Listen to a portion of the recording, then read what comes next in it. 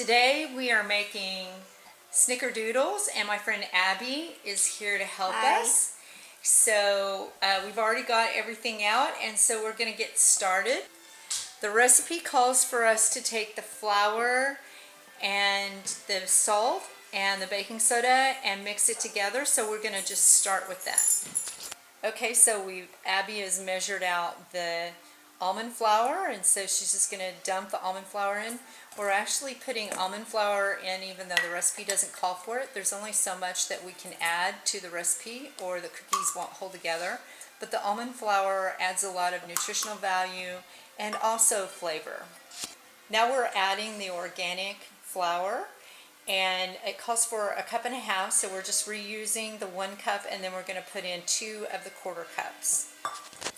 The recipe calls for 1 teaspoon of baking soda, so we're going to put in 1 teaspoon of baking soda. We've already put in the salt, so now we're just going to mix it with our handy dandy whisk to make sure it all gets mixed really well, and then we'll go on to the wet part of our recipe.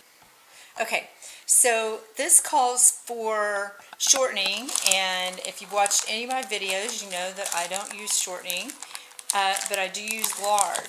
But what I've started with is actually some organic coconut oil, and then I'm going to just add lard until the measuring cup is completely full.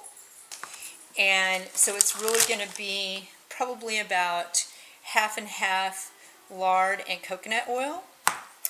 And in order to get our cookies to rise properly, we're going to start by whipping the air into them, which is the big thing about shortening, is that shortening already has the air whipped into it. So we need to whip that air ourselves before we start doing anything else with this lard and coconut oil combination. And the coconut oil, just a note, coconut oil is really, really good for you. Every cell membrane in your body just loves coconut oil, so it's just fantastic to use in your foods wherever you can fit it in. So we're going to whip our coconut oil and lard combination to get some air whipped into it like shortening would. So Abby went ahead and turned it to our highest speed so we can whip some good air in there. So it does call for butter. I just overlooked that part of the recipe. So we're going to add in this butter at this point because we're going to whip the air into it along with our coconut oil and our lard. Okay, this recipe calls for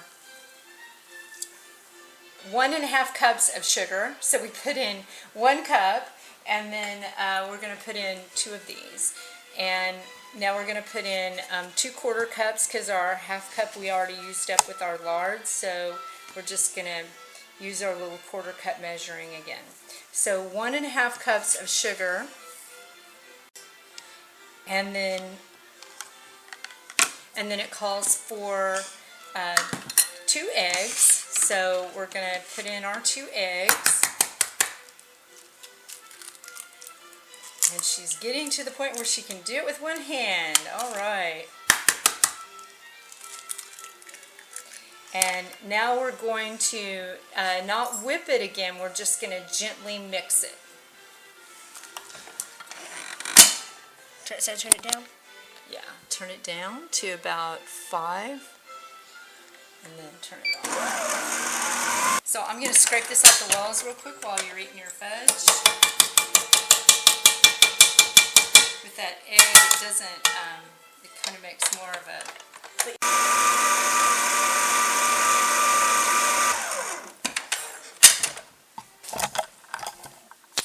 Okay, so we have a nice creamy mixture at this point. So now we're just going to add our flour mixture, and our dough will be ready to roll in our cinnamon sugar mixture.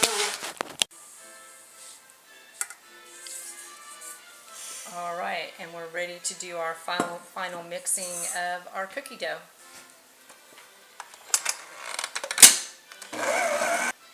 Okay, so we're using a scooper, lower it just a little bit, it's not in my camera.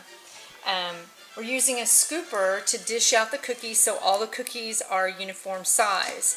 We're going to take the ball and we're actually going to put it into this bowl of cinnamon and sugar that we've already mixed together and roll it around before we put it on the cookie sheet to bake. Okay, so we have our first scoop in our bowl of cinnamon and sugar, and as you can tell, I'm just rolling it around.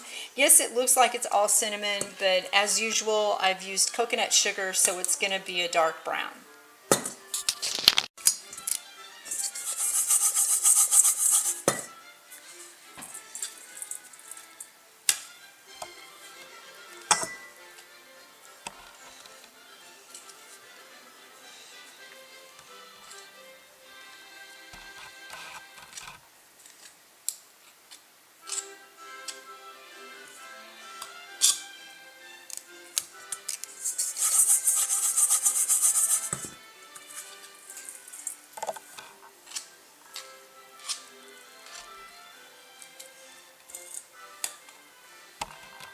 Okay, we have our first cookie sheet ready to go into the oven. I've preheated the oven. As usual, electric oven doesn't take very long. Just gonna put it into the oven and then bake it for 10 minutes. Okay, our first batch is out of the oven. They look great and they smell delicious. I wish you had smell vision. So there you have it.